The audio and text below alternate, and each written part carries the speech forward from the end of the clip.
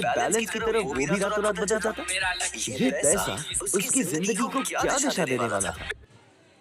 उसका पैर पानी से भरे हुए गड्ढे में चला गया। वो कॉलेज एडमिनिस्ट्रेशन के दफ्तर को देखकर कोस रहा था।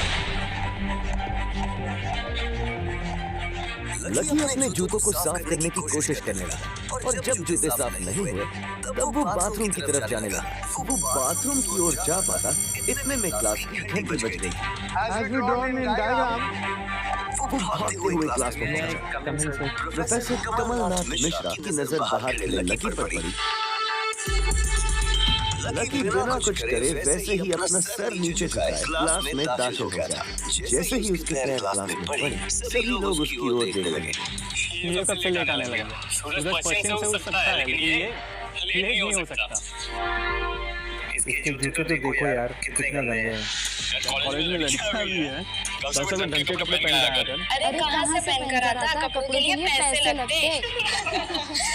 क्लास में बैठे सभी लोगों ने लकी के ऊपर पप्पियां कसनी शुरू कर दी थी। हर कोई उसके बारे में कुछ न कुछ कह रहा था। ऐसा नहीं था कि लकी ये सब आज ही सुन रहा था। इस तरह की पप्पियों का सामना वो हर रोज करता था। रोज उसे ऐसी बातें सुनकर बुरा भी लगता था और आज भी उसने अपना सर नीचे तो झुका कर रखा था, लेकिन आज उसके चेहरे पर अलग ही मुस्कान थी। इन लोगों को पता नहीं था कि ये अनलकी आज कितना लकी होकर आ रहा था। आज की क्लास यही खत्म करते हैं।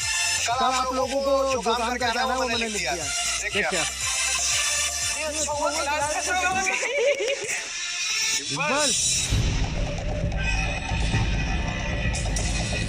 राहुल धीरे धीरे कमरे में दाखिल हुआ और सीधा डिम्पल के पास चला। मैंने राहुल के साथ नाटक किया। आज से यही मेरा बॉयफ्रेंड। जैसे ही राहुल उसके पास पहुंचा, डिम्पल ने अपने हाथ उसकी गर्दन में किसी हार की तरह डाल दिया और वो उसकी बाहों में झूमे। ये नजारा देखते ही सबकी नजरें लकी के ऊपर जा गई। सबको अभी तक यही पता था कि डिम्पल लकी की गर्लफ्रेंड है। किसी को इस बात की खबर नहीं थी कि उन दोनों का ब्रेकअप हो गया। डिम्पल को राहुल की बाहों में देखकर लकी के तन बदन में आग तो लग गई थी, लेकिन फिर भी वो शांत होकर वही बैठा हुआ था और उसने अपने गुस्से पर काबू किया हुआ था। ये सब क्या हो रहा है? होने भी जो हो रहा है। लकी ने कहा उसका इस बारे में किसी से बात करने का कोई मन नहीं था। अरे भाई तुझे पता नहीं है सॉन्ग का बहुत चालू आदमी है ये। अभी तक इस कॉलेज की 5 लड़के फंसा चुका है। ये छठी है। उसकी बात सुनते ही लकी ने प्रीतम को घूर कर देखा। प्रीतम को लगा कि लकी को उसकी बात का बुरा लग रहा था, लेकिन अगले ही पल वो उसे देखकर मुस्कुराया और बोला कोई बात नहीं भाई, सबकी अपनी लाइफ है। ये कहकर लकी डिम्पल की ओर देखने लगा। वो जानती नहीं थी कि लकी चाहता तो यही खड़े खड़े राहुल और उसके पिता को उनके कारोबार समेत खरीद सकता था।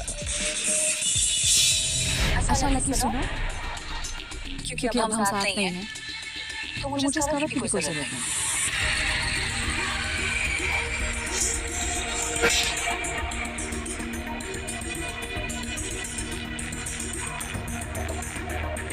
बेबी इसको तुम्हें फोन और गिफ्ट किया। उनको रोहन हम गिफ्ट करता है। राहुल लकी को नीचा दिखाने का एक भी मौका अपने हाथ से जाने नहीं देना चाहता था। लकी अंदर ही अंदर मुस्कुरा रहा था। डिम्पल ने राहुल की ओर देखा और बोली बेबी जिसकी फोन करने की औकात ना हो वो कवर गिफ्ट करेगा ना। कोई बात नहीं बेबी, मैं आज ही तुम्हें नया फोन दिला देता हूँ। हम अभी कनॉट प्लेस जाएंगे और हम अपनी बेबी के लिए लेंगे एक नया फोन। लकी का मन तो यही कर रहा था कि वो जोर से राहुल के ऊपर हंसे, लेकिन उसने अपनी हंसी को रोक लिया। हाँ बेबी पहले फोन खरीदेंगे, फिर फोन खरीदने की पार्टी करेंगे और उसके बाद आज लकी जानता था कि वो ये सब उसे सिर्फ चिढ़ाने के लिए कर रही थी, लेकिन लकी को खुद के लिए नहीं बल्कि उसके लिए बुरा लग रहा था। वो मन ही मन यही सोच रहा था कि अगर डिम्पल थोड़ा सा और इंतजार कर लेती तो आज लकी उसके लिए फोन की पूरी दुकान खरीद कर रखता। तुझे बुरा क्या है? आपको तो सामने इतना सब हो रहा है तो तू बुरा है? तुझे गुस्सा नहीं आ रहा क्या? नहीं भाई, जो हो रहा है वो अच्छा ही हो रहा है और जो भी होता है ना वो भी अच्छे के लिए होता है। इसलिए सर एक तो आपके अकाउंट से सर लिंक है फरारी जुड़ी हुई है। सोने की ईंट है 20 किलो की 100 और 5 किलो की 20। पिकासो की 3 ओरिजिनल पेंटिंग्स है सर। डायमंड है सर 24 कैरेट के 22। जब उन दोनों की नजर लकी के मुस्कुराते हुए चेहरे पर पड़ी तो वो अंदर तक भभक गई। जब इन सब बातों का लकी के ऊपर कोई असर होता नहीं दिखाई दिया तो डिम्पल राहुल से बोली, बेबी नहीं, अभी आज से तुम मुझे अभी बुलाओगी और मैं तुम्हें बुलाऊंगा वाइफी।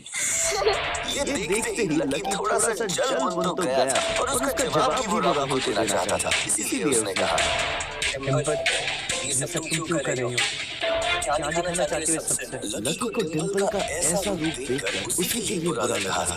राहुल की किसी बात का तो लकी के ऊपर कोई असर नहीं हुआ था, लेकिन लकी की इस बात का राहुल को जरूर बुरा लग गया था। बकवास करने की जरूरत नहीं। आज के बाद अगर तुमने मेरी डिम्पल की तरफ आंख उठा कर दिखाई है, उसके बारे में कुछ भी बोला तो रात पर परेड निकलवा दूंगा तेरी, समझा? नहीं भाई, उसकी जरूरत नहीं पड़ेगी। खराब चीज ना तो मैं देखता हूँ और ना ही उसके बारे में बात करता हूँ। सब लोगों ने उस आवाज की ओर देखा। वहाँ पर एक लंबे बाल वाली लड़की खड़ी और वो गुस्से से डिम्पल की ओर देख रही थी। अब तो हद से आगे बढ़ जाए। लकी जैसे लड़के को छोड़कर ये लड़के के साथ लगी पड़ी है। साक्षी तू ये क्या कह रही है? अपना जुबान संभाल कर बात कर, समझी? साक्षी एक बहुत ही सुलझी हुई लड़की। जब भी डिम्पल और लकी के बीच में किसी बात को लेकर झगड़ा होता तो डिम्पल इसे सुलझाने के लिए अक्सर साक्षी की मदद लेती। मैं जो भी कह रही हूँ सही कह रही हूँ।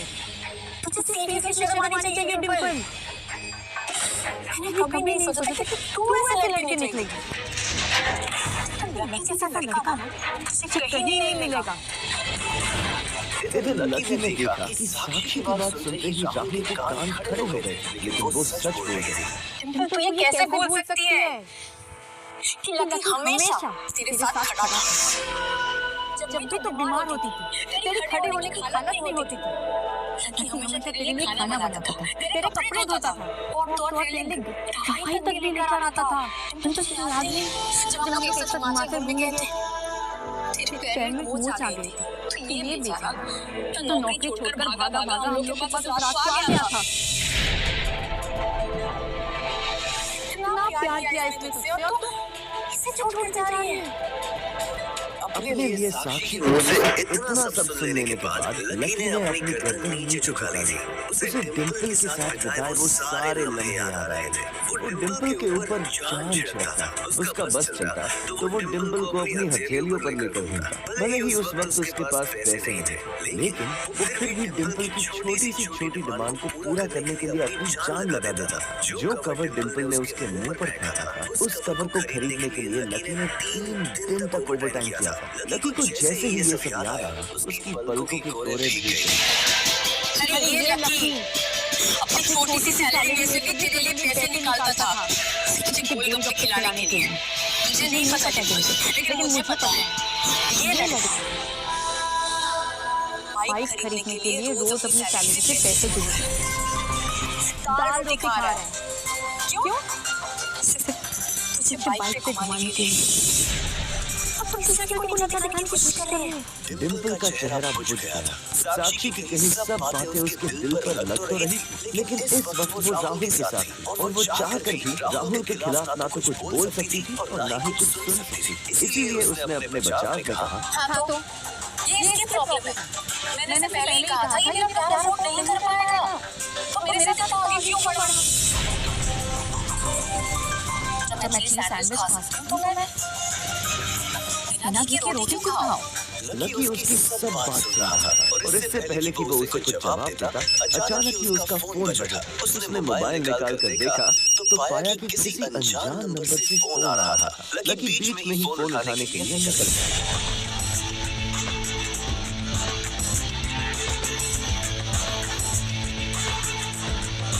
इधर फोन पर लकी कुछ बोलता, उससे पहले ही बहुत हो गया लकी, अब बस जल्दी से घर आ जाओ। कौन थी ये औरत जिसे लकी का इतनी बेसब्री से था इंतजार? क्या इस एक फोन कॉल से मरने वाली थी इस कहानी की धारा? क्या होगा जब डिम्पल को पता चल जाएगा कि लकी अब करोड़पति से करोड़पति बन चुका है? इधर फोन पर लकी कुछ बोलता, उससे पहले ही बहुत लकी फोन पर उसकी